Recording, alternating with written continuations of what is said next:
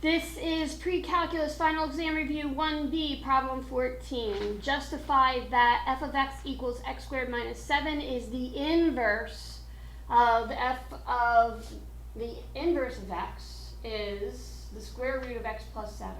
Alright, there's a problem with this problem.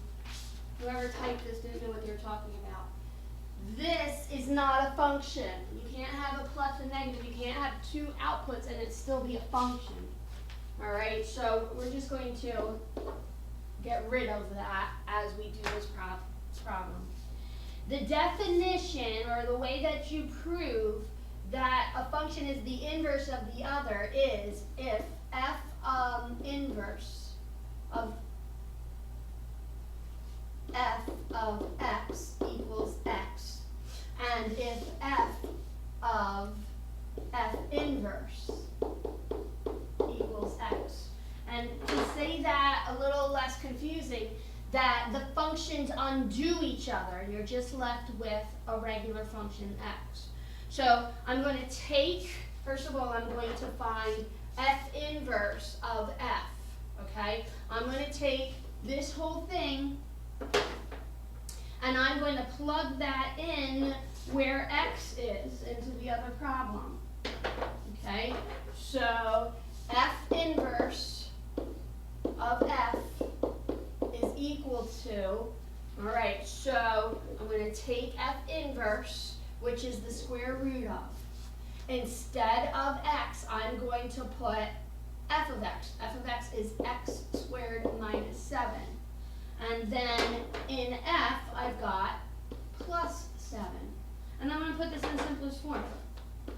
So negative 7 and positive 7 cancel, and the square root of x squared is x.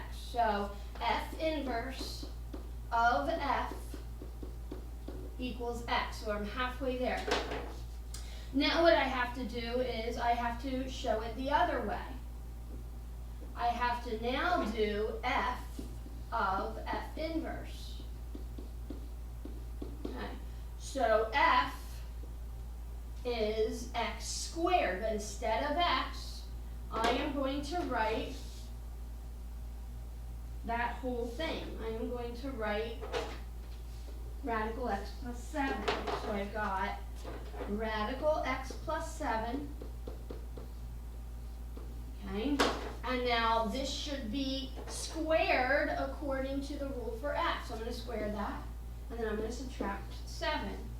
So the square undoes the square root. I've got x plus 7 minus 7, which is equal to x.